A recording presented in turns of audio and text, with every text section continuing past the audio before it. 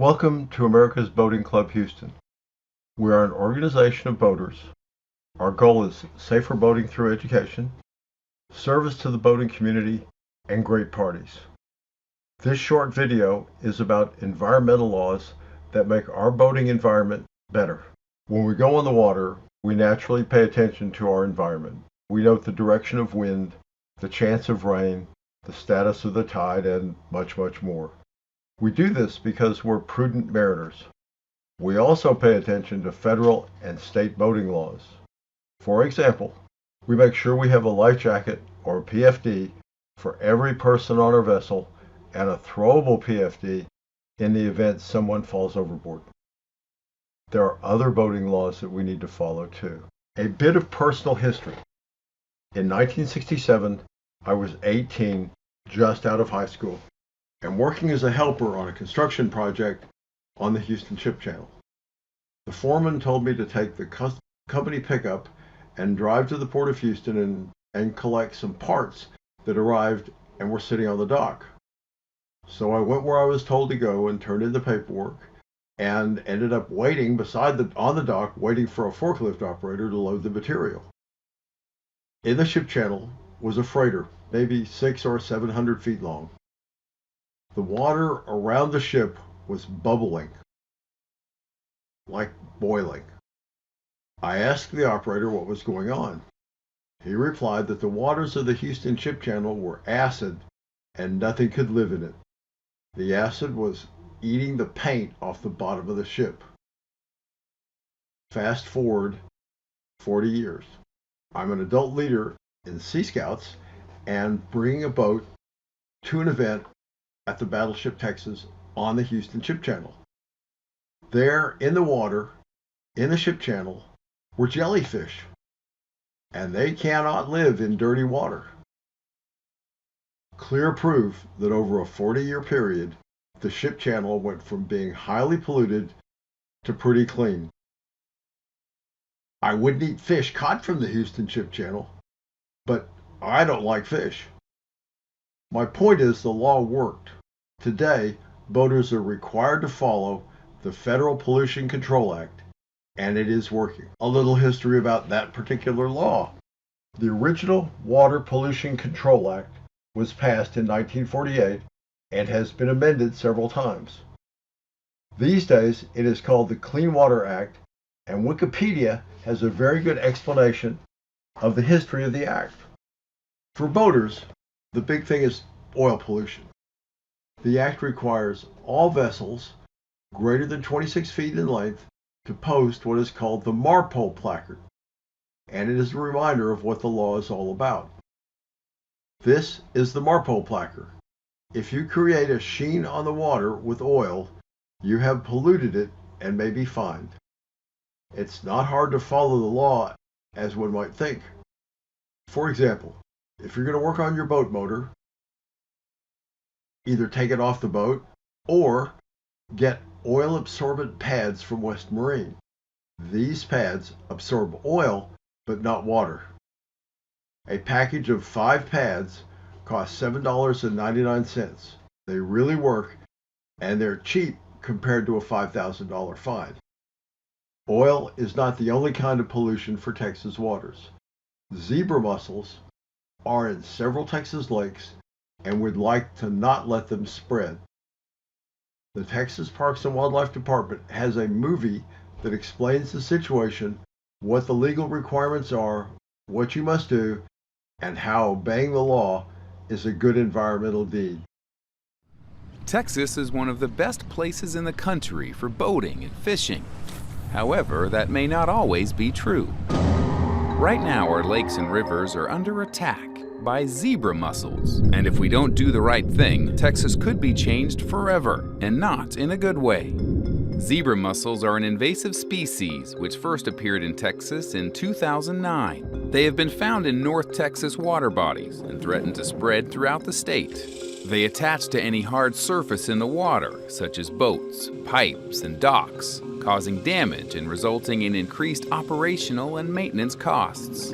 Zebra mussels can negatively impact aquatic life and hinder recreational opportunities. They can foul shorelines and can even affect the city's water supply, costing millions of taxpayer dollars to maintain and repair those systems. These highly destructive zebra mussels can be spread across the state by just one infested boat. One adult female zebra mussel can produce up to 1 million microscopic larvae each year, and they're invisible to the naked eye. And if only a few tiny adult zebra mussels are transported to another lake, they can reproduce rapidly. So even those boaters with good intentions can be carrying zebra mussels aboard and not even know it.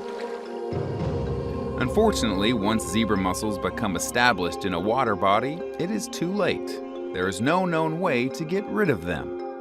That is why a recent Texas law is aimed at getting boaters to drain their boats before leaving an infested lake. Boaters need to drain all water from their boat, including any water in live wells and bilges if they have been boating in infested water bodies. Also, it is illegal to possess or transport zebra mussels or any other aquatic invasive species on a boat knowingly or unknowingly. Lawbreakers will face fines of up to $500 for the first incident and steeper fines with possible jail time for subsequent offenses. The good news is that boaters can take a few simple precautions to help ensure they are in compliance with the law. First, inspect the boat, trailer, and gear. Clean off any vegetation, mud, or foreign objects that you find. Second, pull the plug and drain all the water from the boat, including the motor, the bilge, live wells, and bait buckets, before leaving the lake. Third, open all compartments and live wells and allow your boat, trailer, and gear to completely dry for a week or more before entering another water body. If you can't leave your boat and trailer out of the water for a week, you'll need to wash your boat, trailer, and gear. Be sure to use high-pressure, hot soapy water, at least 140 degrees Fahrenheit. If you have kept your boat on an infested lake for an extended period of time, it may be heavily infested, and you will need to have it fully cleaned and decontaminated at a marina, especially if you plan to transport the boat to another lake. If you love Texas lakes, help save them from the spread of zebra mussels. Clean, drain, and dry your boat every time you leave one of our state's Great Lakes. To learn more, including which lakes are infested with zebra mussels, visit texasinvasive.org/zebra mussels. Because it's hello zebra mussels, goodbye Texas lakes. There are other chemicals besides oil that may need to be disposed of. Degreasers, soap, paint, old engine oil are 4 obvious problems. Yes, thank God for the internet. If you are near Houston, check with your county for household hazardous waste disposal. Harris, Montgomery, Fort Bend, and Galveston counties all have websites and programs to help you stay on the right side of the law and do the right thing for our boating world. Some kinds of pollution are more man-made than others. At home, once you've dumped it and flushed it, unless you have a plumbing problem, it's gone. This is not the case on the water. The days of bucket and chuck it are over, and that's a good thing. The Coast Guard has 3 kinds of marine sanitation devices. That's a head. This is a very big boat system, and you're not likely to see it on recreational craft. The waste is ground up very small to be seen, too small to be seen, and flushed into the water. The Coast Guard will inspect this equipment and issue a certificate of approval. This is also a big boat system, and not likely to be seen on recreational craft. While solids may be visible, they have been rendered safe through a biological or aerobic digestive system. This is not a small system. Yes. This is the standard holding tank head that we're all used to. It's very, very common on recreational boats. This is probably what it is on your boat. Knowing how to get your tank pumped out is very, very important. Find the place, do it when required. While on coastal or inland waters, The Type 3 holding tank and overboard MSD must have a lock so that the valve may not be opened to discharge the waste. A plastic wire wrap will work so that the valve may not be opened. It is sufficient to provide that lock. For your information, the porta potty kind of head that some boats carry is not covered by any federal regulation. This is a list of various kinds of water and their pollution level. Potable water is safe to drink and has no objectionable smell.